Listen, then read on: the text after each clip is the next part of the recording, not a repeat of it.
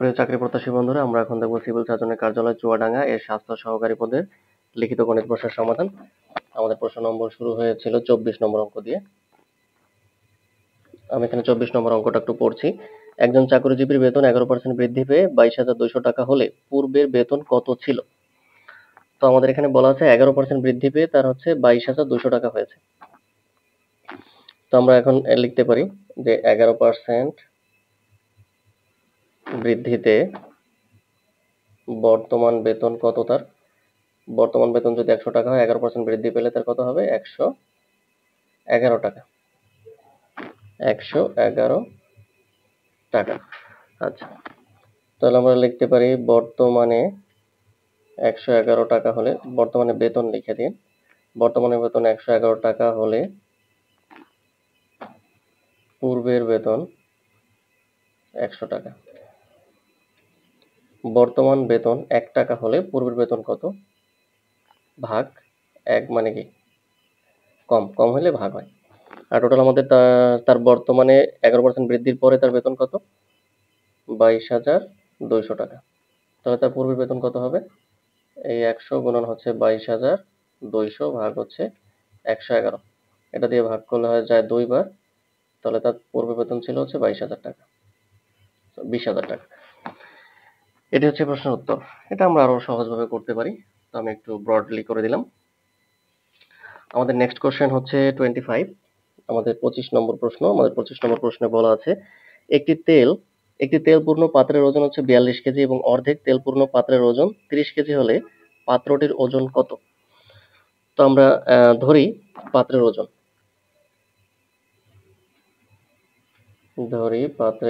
ওজন x KG. তো আমাদের তেলের ওজন কত হবে? আমাদের যদি পাত্রের ওজন যদি x কেজি হয়, তাহলে তেলের ওজন কত হবে বলুন তো?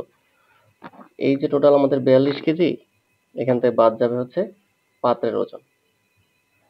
তাহলে এটা হচ্ছে আমাদের তেলের কেজি। আমাদের প্রশ্নের শুরুতে বলা আছে কি একটি তেলপূর্ণ পাত্রের ওজন, মানে এই যে যদি একটা পাত্র হয়, এই টোটালটা যদি তেল ভরা থাকে, তাহলে তার ওজন হচ্ছে 42 কেজি। এখন পাত্রের ওজন, শুধু পাত্রের ওজন যদি আমাদের x হয়, তাহলে তেলের ওজন কত হবে? 42 মাইনাস x।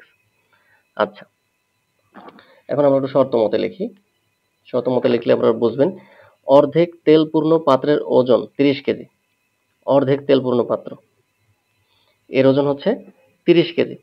তো আপনারা একটু খেয়াল করুন যে আমাদের শুধু পাত্রের ওজন কত? x। আচ্ছা, এখন হচ্ছে আমাদের অর্ধেক তেল, এই 42 মাইনাস x, এটা হচ্ছে পুরো তেল।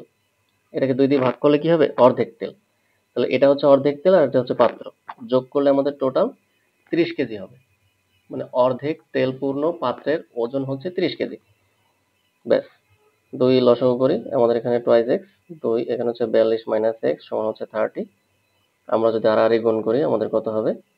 এই দুইটা x থেকে একটা x চলে গেল, থাকলো একটা x, প্লাস হচ্ছে 42 সমান হচ্ছে 30 দুগুণে 60।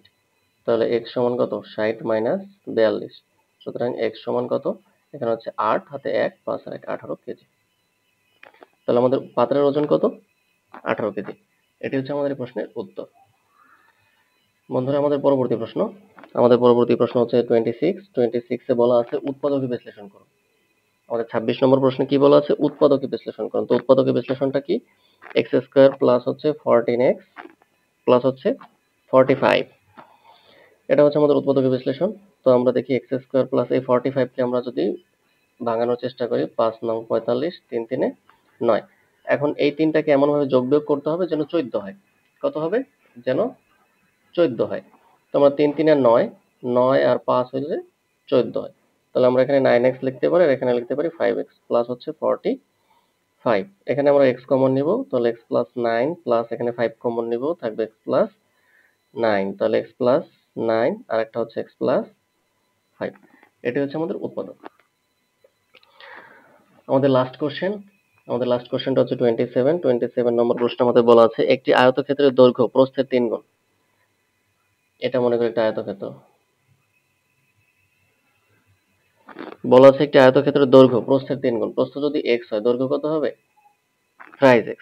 এর ক্ষেত্রফল 300 বর্গমিটার হলে পরিসীমা কত? আমাদের পরিসীমা জানতে চাওয়া হয়েছে। তো আমরা দেখি, ধরি আয়তক্ষেত্রের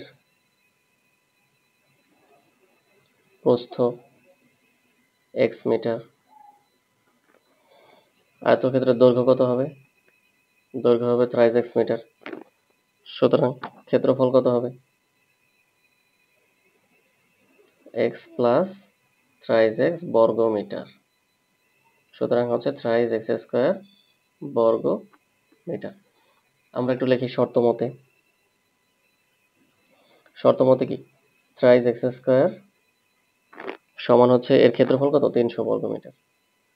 তো এখন হচ্ছে আমরা 3 দ্বারা ভাগ করলে কত হবে? 300 ভাগ 3 সমান হচ্ছে 100। এখন x স্কয়ার কে এই পাশে রুট ওভার করলে কত হবে? সমান হচ্ছে 10। তো আমাদের x এর মান কত বের হইল? 10। তো আমাদের জানতে চাওয়া হচ্ছে পরিসীমা কত? তো এখানে আমরা পেলাম কত? আয়তক্ষেত্রের প্রস্থ সমান হচ্ছে 10 মিটার, দৈর্ঘ্য কত? 3 গুণন 10 সমান হচ্ছে 30 মিটার। সুতরাং পরিসীমা কত হবে? পরিসীমা কি 2 ইন্টু দৈর্ঘ্য যোগ প্রস্থ, 2 ইন্টু দৈর্ঘ্য যোগ প্রস্থ মিটার।